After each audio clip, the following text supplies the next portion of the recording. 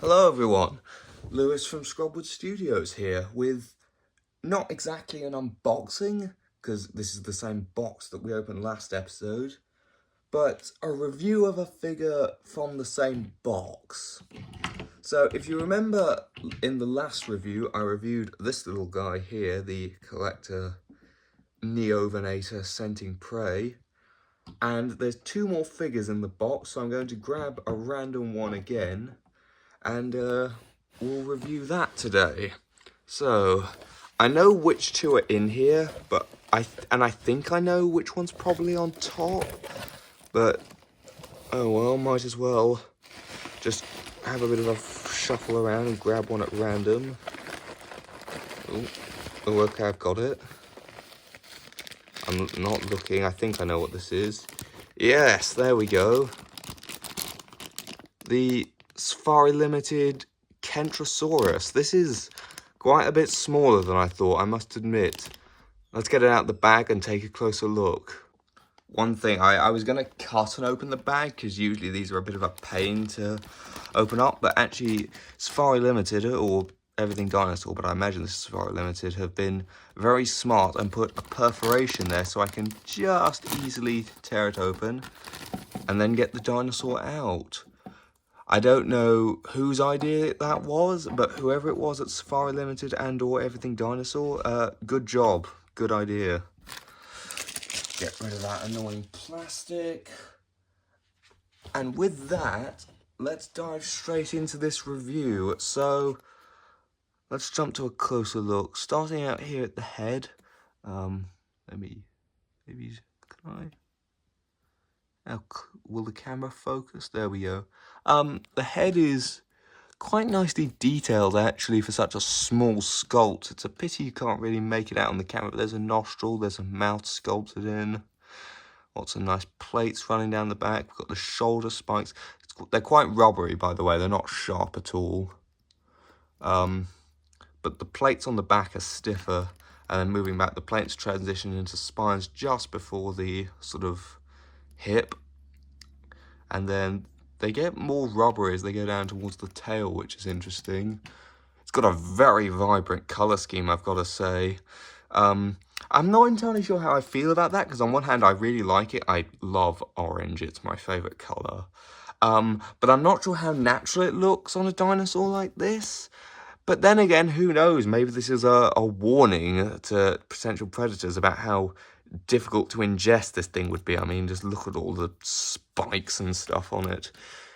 Go to the underside. You can see all the technical gargafumbalangadoo. Blah, blah, blah, blah. Let me get this tag off real quick. Hold on a sec. I've got the tag off, actually, and I've just noticed there's actually some little facts in here, or at least a fact, so that's kind of cool. It was a bit hard to get off because this weird elastic band thing, but once I got it off, so that's cool. Would be nice if there was a bit more, but yeah. There's not much really else to say on this. The detail's actually pretty nice for such a small figure. It's just a bit hard for me to show it on camera because it is so small. In fact, that would probably be my only real complaint with it. It's just very small. Like, it's barely bigger than some of the Safari minis. Like, I get that Kentrosaurus wasn't, like, the biggest stegosaur, not by a long shot, but I feel like it could have been a... What scale would this be in? Does it say on the bottom? No, it doesn't. But either way, quite a nice little figure. But let's see how it looks outside.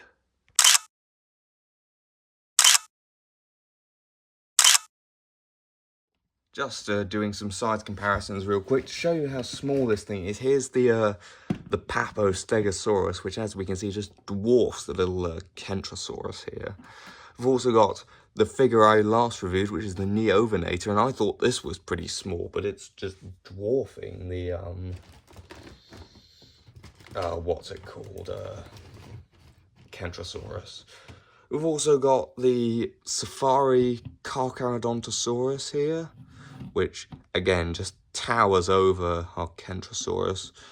I'm trying to think, how big was Kentrosaurus? In fact, it might tell me in here.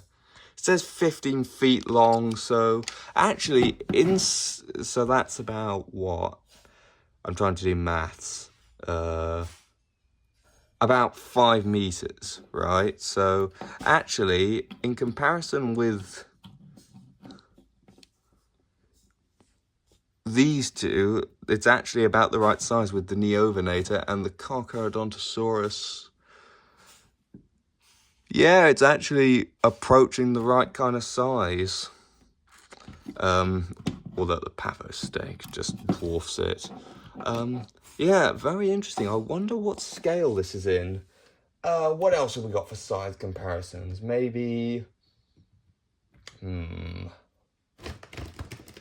What else have we got? Here's one you might not have seen. We've got the Collector Edaphosaurus. I think this is 1:20 scale, but I'm not right.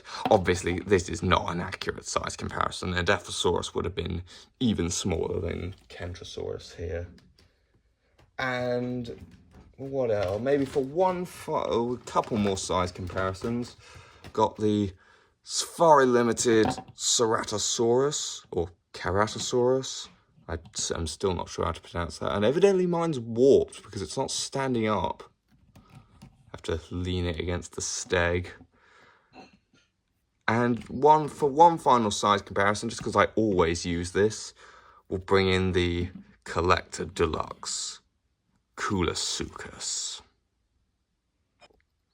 With that, I'm not sure what to give this as my final rating. I'm tempted to say like a 2.5 out of 5. It's not a bad figure at all. It's just nothing exceptional. The colours are very vibrant. It's just a bit small. It's nothing exceptional, but I still like it. I'll just give it a bang in the middle score of 2 out of 5, I think. And with that, see you next time. Make sure to like, comment, subscribe, blah, blah, blah, blah, blah. And see you next time.